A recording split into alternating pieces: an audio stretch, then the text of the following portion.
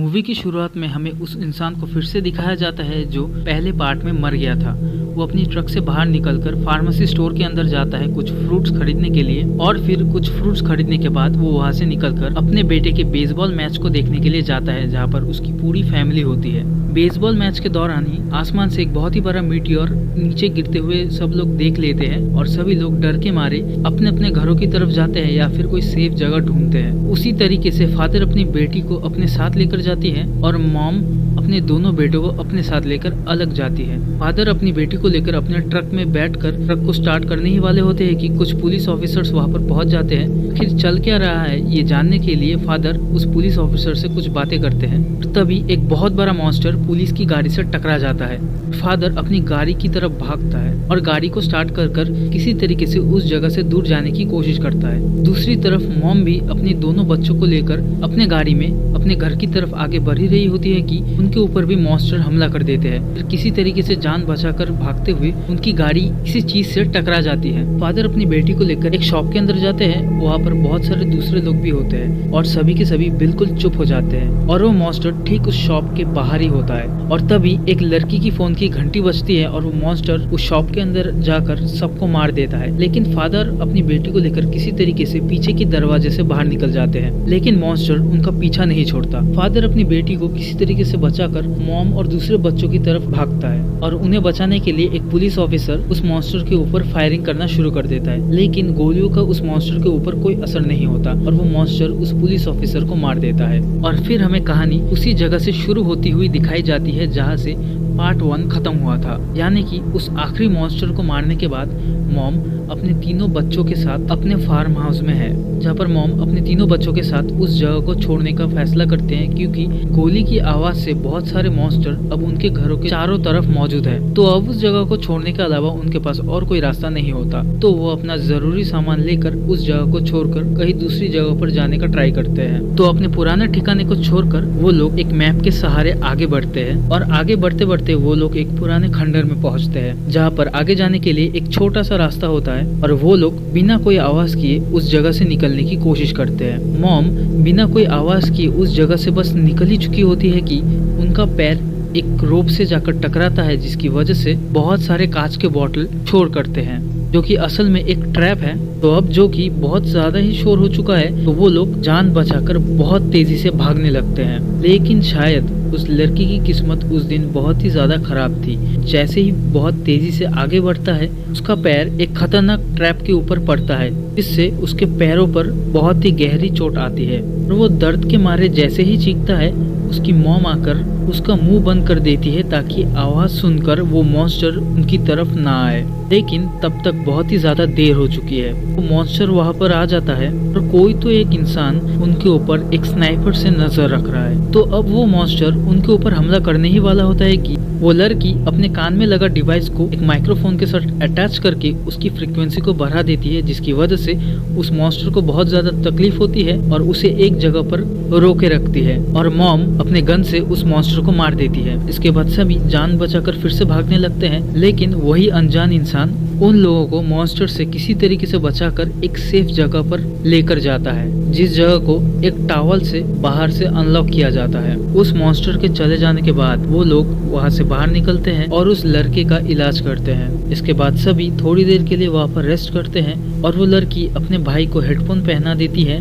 ताकि वो म्यूजिक सुन पाए। और फिर तभी उस अनजान शख्स की आइडेंटिटी रिवील होती है। वो अनजान इंसान उन्हीं लोगों का एक जाना पहचाना फ्रेंड था या फिर पड़ोसी। वो लड़का म्यूजिक सुन ही रहा होता है कि अचानक उसे कुछ ऐसा एहसास होता है और वो सबको ये बताता है कि ये म्यूजिक उसके डैड सुना करते थे और उस सॉन्ग का नाम है बियॉन्ड द सी। तो सबको लगता है कि ये एक रेस्क्यू सिग्नल हो सकता है, सिवाय उस आदमी से जिसका नाम है एमनेट। वो लड़की उस आदमी से ये कहती है कि शायद दूसरे और भी लोग होंगे जिन्होंने इस रेस्क्यू सिग्नल को यहाँ पर भेजा है, लेकिन एमनेट इन सभी चीजों पे यकीन नहीं करता। उसके हिसाब से दूसरे और कोई भी लोग नहीं है और उन्हें ढूंढने की कोशिश भी नहीं करनी चाहिए। उसके बाद वो लड़की अपने भाई को लेकर उसी सेफ जगह पर जाकर अपना प्लान उसे समझाती है कि उसे लगता है कि कुछ लोग समुद्र के उस पार है जिन्होंने इस सॉन्ग को ऐसे रेस्क्यू मैसेज उनकी तरफ भेजा है। तो वो उस जगह पर मौजूद ट्रेन ट्रैक्स को फॉलो कर समुद्र के पास जाएगी, क्योंकि सॉन्ग का नाम है बियॉन्ड द सी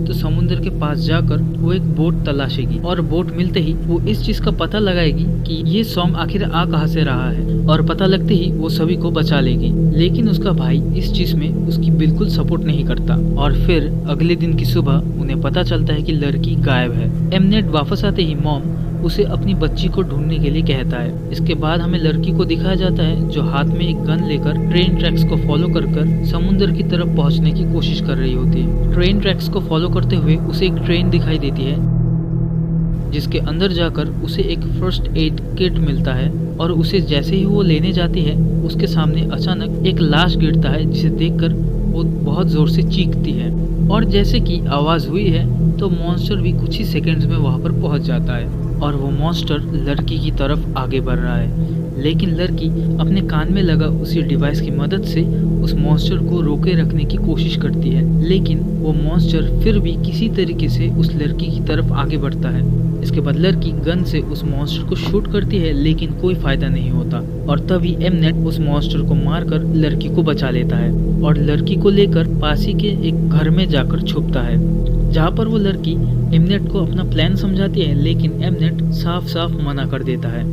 और जब तक मॉन्स्टर वहाँ से चले नहीं जाते वो लोग वहाँ पर रुकने का फैसला करते हैं। दूसरी तरफ मॉम अपने बच्चे के साथ होती है और जैसे ही उसे उसके बक्से के अंदर रखती है उन्हें नजर आता है ऑक्सीजन टैंक में ऑक्सीजन बहुत ही ज्यादा लो है, तो उन्हें बहुत सारे दूसरे ऑक्सीजन टैंक्स की जरूरत होगी। इसके बाद अगला दिन होता है और अगले दिन की सुबह जब उस लड़की की आंख खुलती है तब उसे रियलाइज होता है कि उसका सारा सामान गायब है। तो उसे लगता है कि एमनेट ने उसका सारा सामान लेकर उसे अकेला छोड़कर भाग गया, लेकिन असल में एमनेट उसकी उस डिवाइस को लेकर आसपास के इलाके को चेक करने के लिए गया था कि आखिर सब कुछ सही है या नहीं, और वो वापस आकर लड़की को उसका सामान दे देता है। दूसरी तरफ मॉम ऑक्सीजन टैंक्स को लेकर आने के लिए शहर की तरफ जाती है, लेकिन तभी उनका बड़ा बेटा भी उनके साथ जाने के लिए कहता है, लेकिन मॉम उसे उसकी छोटे भाई की जिम्मेदारी दे जाती है, जो कि बिल्कुल भी अच्छा आइडिया नहीं था। इसके बाद एमनेट और वो लड़की ट्रेन ट्रैक्स को फॉलो करते हुए एक ब्रिज में जाकर पहुंचते हैं और वहां पर जाकर उन्हें नजर आता है एक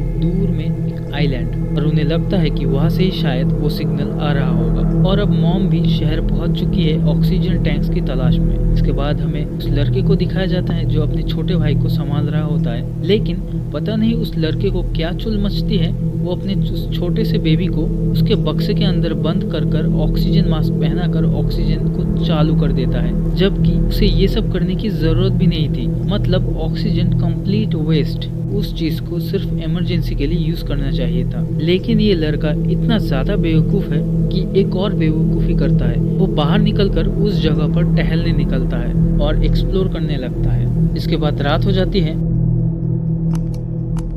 और एमनेट और वो लड़की एक शहर से होकर समुद्र किनारे पहुंचते हैं जहां पर बहुत सारे बोट्स होते हैं, लेकिन वहां पर सिर्फ वही दोनों लोग मौजूद नहीं होते। उन्हें सामने दिखाई देती है एक छोटी सी बच्ची अकेले। दूसरी तरफ मॉम को भी ऑक्सीजन टैंक मिल जाता है। इसके बाद हमें लड़के को दिखाया जाता है जो उस जगह को एक्सप्लोर कर ही रहा होता है कि उसे वहाँ पर एक लाश नजर आती है, जो देखकर वो डर के मारे गिर जाता है और बहुत ज्यादा शोर मचता है। शोर होने की वजह से वहाँ पर मॉन्स्टर भी पहुंच जाता है। इसकी वजह से वो जान बचाकर भागकर अपने छोटे से बेबी ब्रदर को लेकर उस टनल के अंदर घुस जाता है।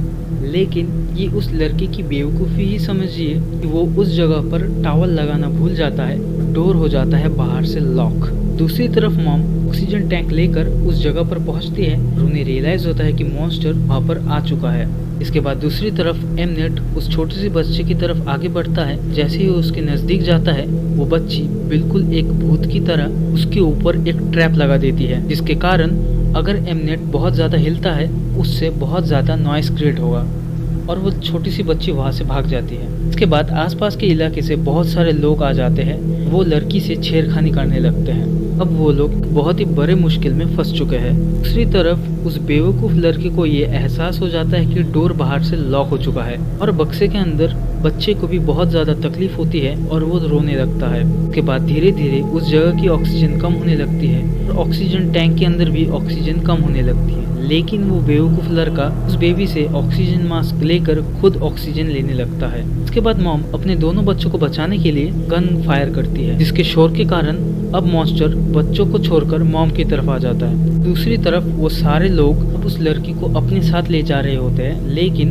एमनेट इशारों से उस लड़की को पानी के अंदर डाइव मारने के लिए कहता है, जिससे वो लड़की पानी के अंदर कूद जाती है और एमनेट उनके टीम लीडर को ट्रैप के अंदर फंसाने की कोशिश करता है। लेकिन तभी इतने सारे हलचल के कारण वहाँ पर बहुत सारे मॉन्स्टर पहुंच जाते हैं और एमनेट उनके लीडर को एक जगह पर बांधकर खुद पानी के अंदर कूद जाता है। दूसरी तरफ मॉम के ठीक सामने वो मॉन्स्टर होता है और वो मॉन्स्टर मॉम को ढूंढ रही होती है और मॉम उस मॉन्स्टर को फायर से मारने की कोशिश करती है, लेकिन उस मॉन्स्टर को फायर से बिल्कुल भी तकलीफ नहीं होती और लकीली ऊपर के वाटर पाइप से पानी गिरने लगता है, जिसके कारण पानी गिरने की आवाज से वो मॉन्स्टर कंफ्यूज हो जाता है और मॉम धीरे से टनल के अंदर होकर वो अपने बच्चों तक पहुंच जाती है, जिससे उनके दोनों बच्चे अब सेफ हो जाते हैं। दूसरी तरफ वो सारे मॉन्स्टर पानी के ऊपर जितने भी इंसान हैं उन सभी को मार रहे होते हैं और एमनेट और वो लड़की पानी के नीचे होते हैं, जिसकी वजह से वो लोग उस मॉन्स्टर से बच जाते हैं क्योंकि उन मॉन्स्टर्स को पानी में तैरना नहीं आता। इसके बाद वो दोनों एक बोट लेकर आइलैंड की तरफ रवाना होते हैं। आइलैंड में पहुंचते ही वो दोनों बिल्कुल ही शॉक हो जाते हैं क्योंकि वहाँ पर बहुत सारे लोग बिल्कुल ही नॉर्मल जिंदगी जी रहे होते हैं, जो देखकर सबसे ज्यादा शॉक एमनेट होता है क्योंकि उसे बिल्कुल भी आइडिया नहीं था कि ऐसी भी कोई जगह हो सकती है। इसके बाद वहाँ पर मौजूद सारे लोग उन दोनों का स्वागत करते हैं और उन लोगों को खाने पीने की चीजें देते हैं और हमें पता चलता है कि वो सॉन्ग बियॉन्ड द सी सच्ची में एक रेस्क्यू मैसेज था और इन लोगों द्वारा भेजा गया था। इसके बाद एमनेट उस लड़की को अपनी स्मार्टनेस की वजह से अप्रिशिएट करता है। इसके बाद अगली सुबह एमनेट बीच पर होता है। इसके बाद एमनेट को पासी से कुछ आवाजें सुनाई देती है और चेक करने पर पता चलता है कि एक बोट रात भर पूरे समुद्र में ट्रेवल कर उनके आइलैंड पर पहुंच चुका है, जहाँ पर एक मॉन्स्टर भी था। ये पता लगते ही वो दौड़कर सारे लोगों की तरफ भागता है और सभी को घर के अंदर जाने के लिए कहता है, लेकिन तब तक बहुत ही ज्यादा देर हो चुकी थी और वो मॉन्स्टर सभी लोगों को मारना शुरू कर चुका था। सभी लोगों को बचाने के लिए उनमें से एक शख्स अपने गाड़ी का हॉर्न बजाकर उस मॉन्स्टर को अपनी तरफ खींचने की कोशिश करता है, जिसके साथ एमनेट और वो लड़की भी जाती है। इसके बाद वो तीनों गाड़ी से उस मॉन्स्टर को शहर से दूर ले जाने की कोशिश करते हैं। उसके बाद इसी तरीके से वो लोग उस मॉन्स्टर को एक रेडियो टावर के वहाँ ले जाते हैं, लेकिन उनमें से एक बंदे को लगता है कि शायद मॉन्स्टर अब उनका पीछा नहीं कर रहा और शहर की तरफ वापस चला गया है, लेकिन वो गलत होता है और तभी वो मॉन्स्टर उस शख्स का पैर पकड़कर उसे अपने साथ लेकर जाता है। दूसरी तरफ मॉम को जब ये एहसास होता है कि शायद अब मॉन्स्टर वहाँ से निकल चुका है, तो वो बाहर निकलकर चेक करने के लिए जाती है, लेकिन वो मॉन्स्टर बिल्कुल उनके पीछे होता है। दूसरी तरफ रेडियो टावर में भी वो मॉन्स्टर अब उन दोनों के पीछे पड़ जाता है, लेकिन एमनेट घायल हो जाता है, जिसकी वजह से अब उस मॉन्स्टर को मारने की जिम्मेदारी उस लड़की के ऊपर आ जाती है। तो वो लड़की फिर से अपने कान में लगे डिवाइस को एक्टिवेट कर देती है, जिसकी वजह से वो मॉन्स्टर को कुछ देर के लिए वहाँ पर रोके रखती है। दूसरी तरफ मॉम भी जब बचने के लिए उस टनल के अंदर जाती है, अब मॉन्स्टर भी उन्हें पकड़ लेता है और उन्हें जख्मी कर देता है, जिसकी वजह से अब तीनों ही खतरे में है। दूसरी तरफ वो लड़की अपने डिवाइस को एक माइक्रोफोन के अंदर लगा देती है, जिसकी वजह से उसकी फ्रीक्वेंसी कई गुना बढ़ जाती है, जिससे उस मॉन्स्टर को बहुत ही ज्यादा तकलीफ होती है क्योंकि उसी जगह से सारे फ्रीक्वेंसीज को भेजा जाता है। तो उस डिवाइस का फ्रीक्वेंसी भी अब उसके भाई का हेडफोन कैच कर लेता है और उसका भाई भी सेम टेक्निक से मॉन्स्टर को रोके रखता है और फिर दोनों ही एक ही साथ मॉन्स्टर को मार देते हैं और मूवी यहीं पर ही खत्म हो जाती है।